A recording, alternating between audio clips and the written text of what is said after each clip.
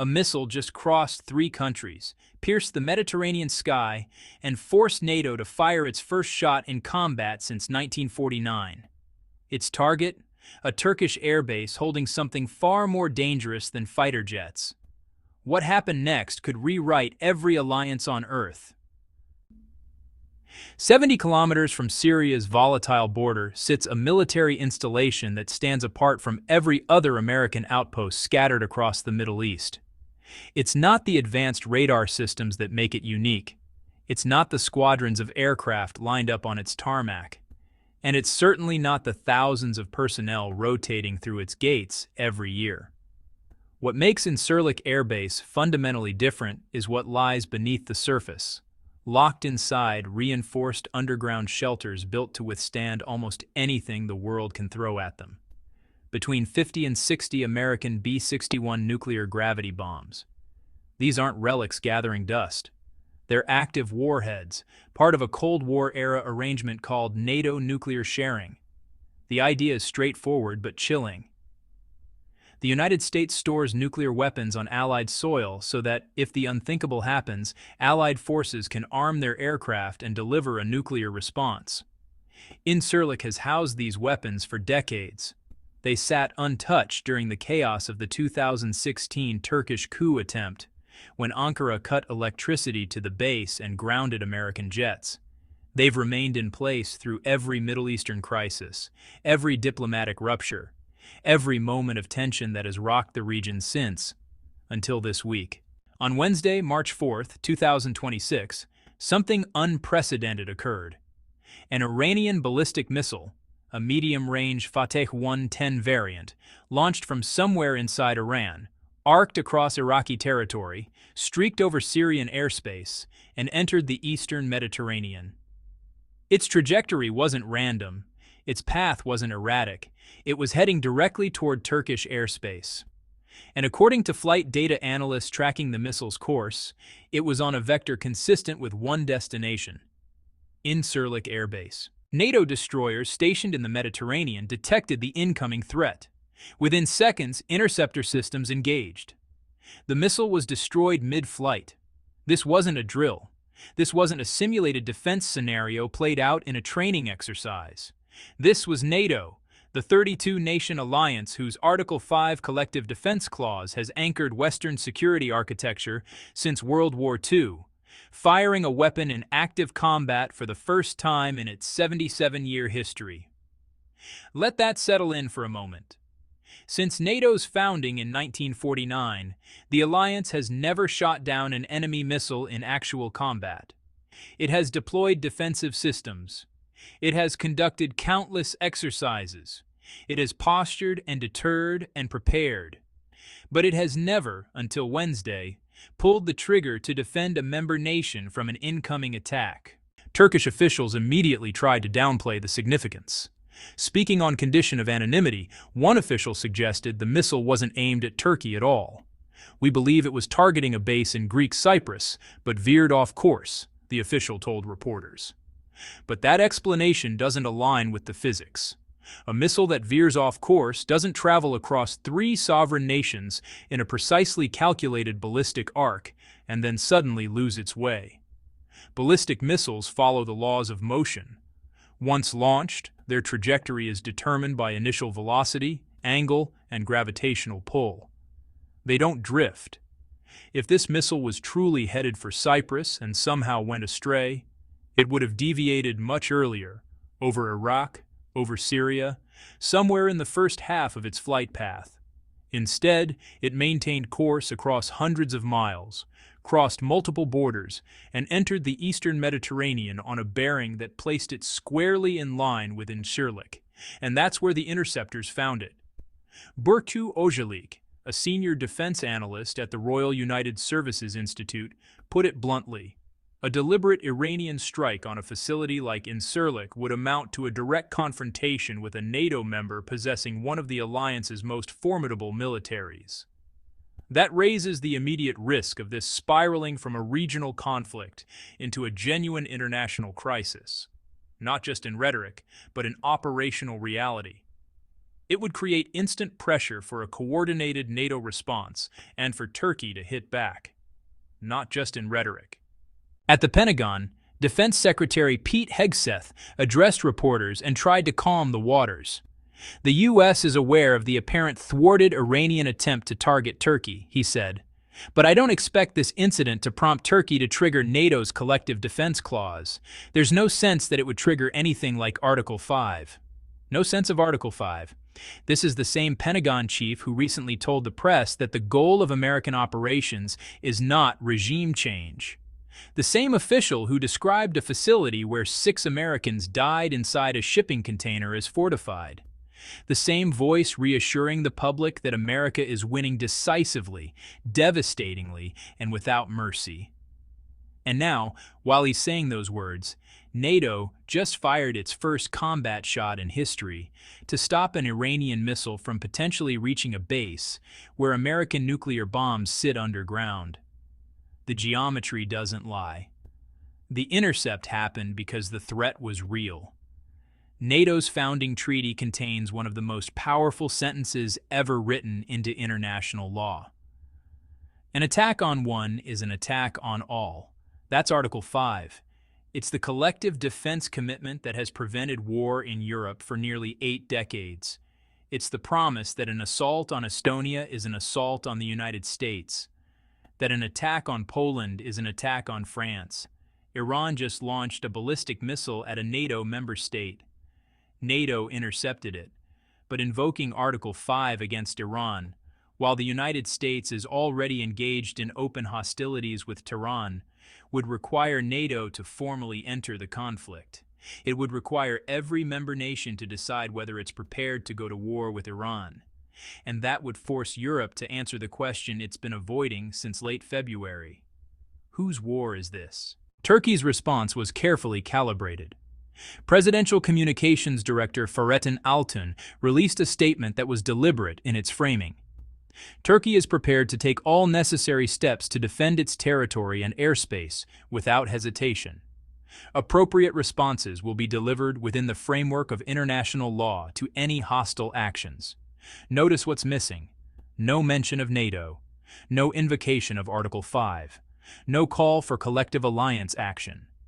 Turkey reserves the right to act unilaterally if Iran fires again, without pulling 31 other NATO members into a decision they're not ready to make.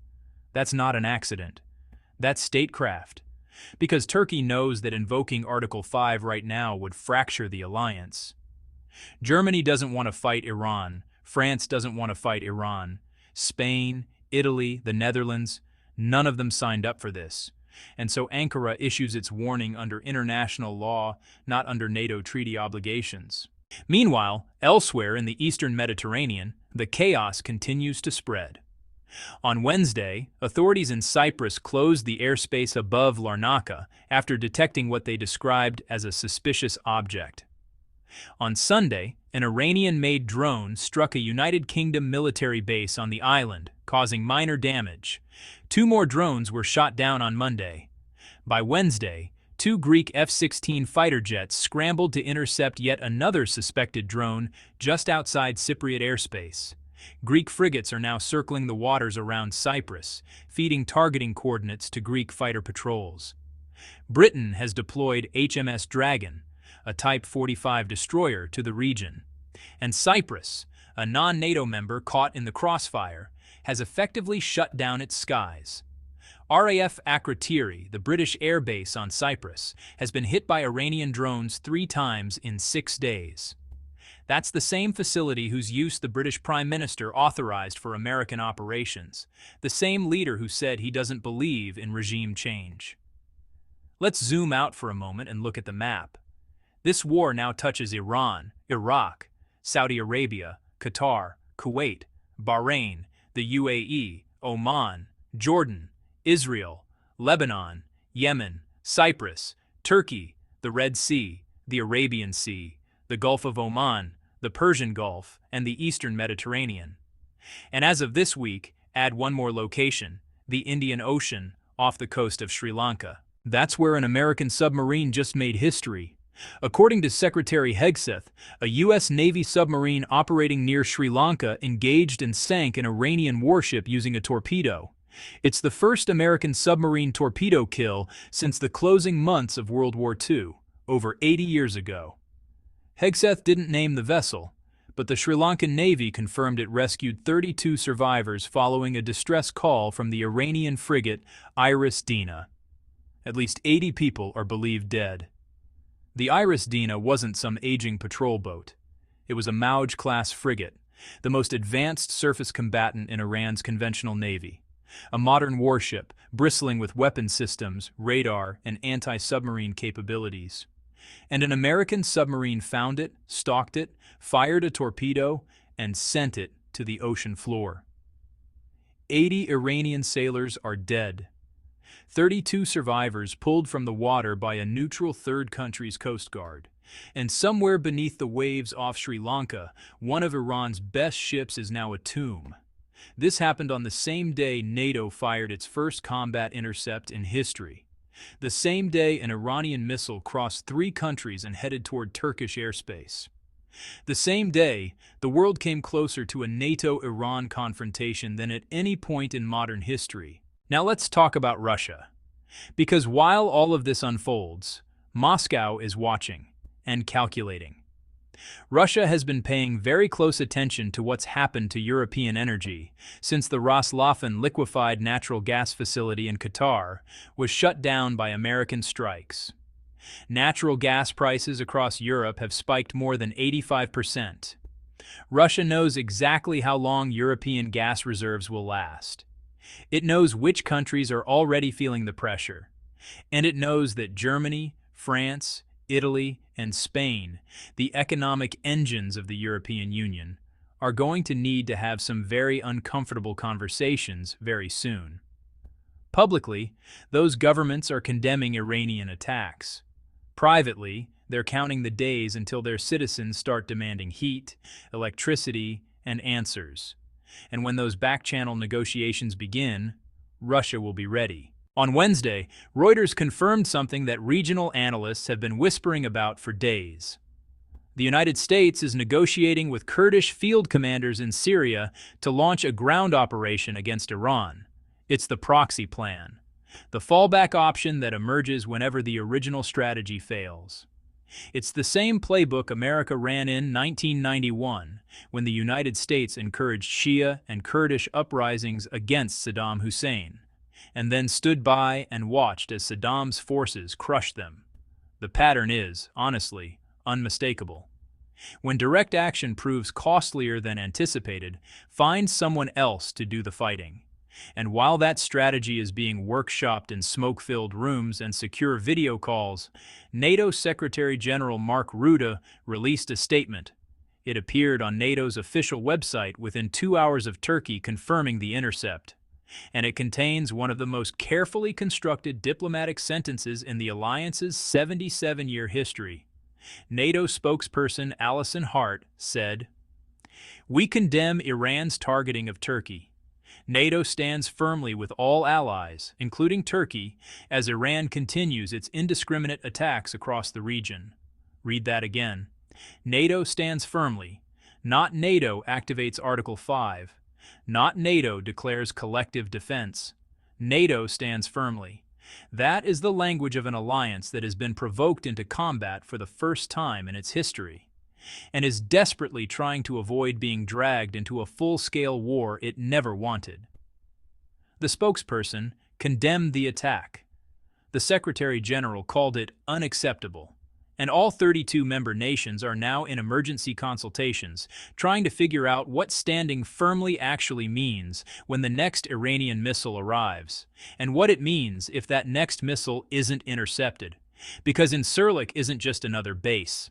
It's a nuclear weapons storage site on NATO soil. It's the physical embodiment of America's nuclear umbrella over Europe.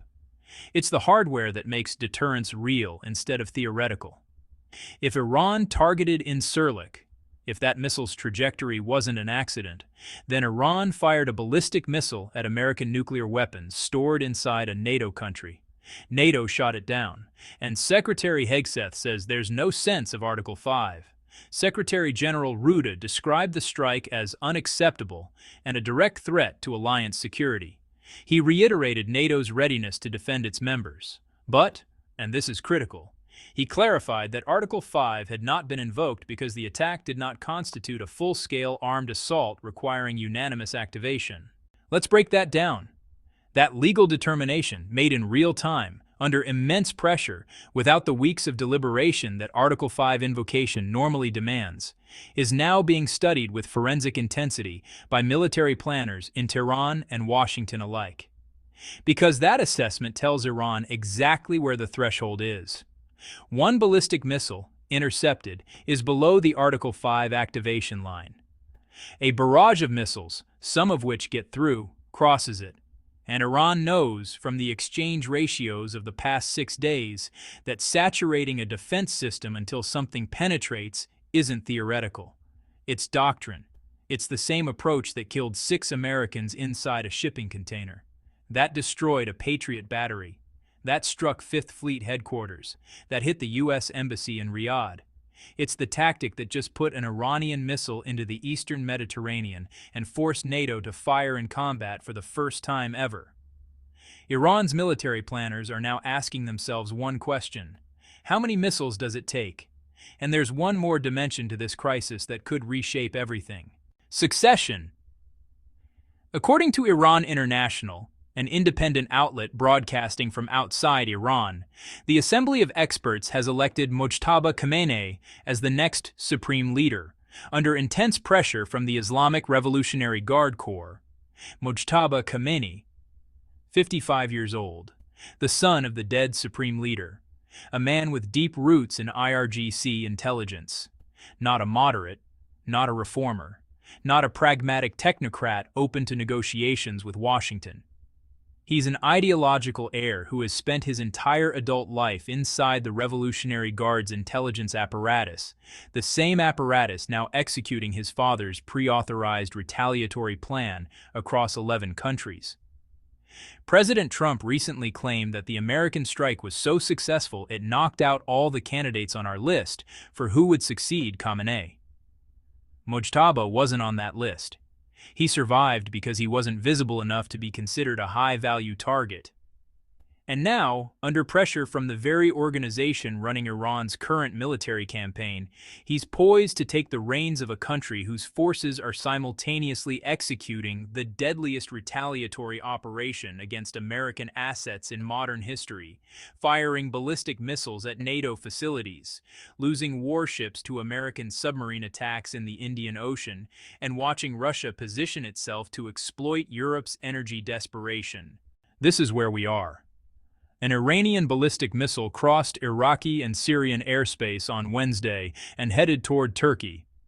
NATO shot it down, the first time the alliance has ever fired a weapon in active combat to defend a member state. Secretary Hegseth says there's no sense of Article 5 being triggered. Mojtaba Khamenei is about to become Iran's supreme leader, backed by the Revolutionary Guards. A U.S. submarine just sank an Iranian frigate near Sri Lanka, killing 80 sailors, the first American torpedo kill since World War II. European natural gas prices are up 85%, and Russia is waiting. Reuters has confirmed that the United States is working with Kurdish forces in Syria to open a new front against Iran. And the Pentagon continues to insist that America is winning decisively, devastatingly, and without mercy. The same Pentagon that described the facility where 6 soldiers died in a shipping container as fortified. What you just witnessed isn't a headline. It's a turning point. For 77 years, NATO existed as a defensive pact that never had to defend. That era just ended. The first shot has been fired. The line has been tested. And the question isn't whether this escalates further. It's how far and how fast. Because somewhere in Tehran, military planners are studying Wednesday's intercept and asking how many missiles it would take to overwhelm the system. Somewhere in Brussels, defense ministers are debating what standing firmly actually means when words meet warheads. And somewhere beneath the Indian Ocean, 80 Iranian sailors are entombed in a warship that became the first submarine kill in 80 years. History doesn't announce itself with trumpets. It arrives quietly, in the wreckage of intercepted missiles and the silence of submerged frigates. We just watched it happen.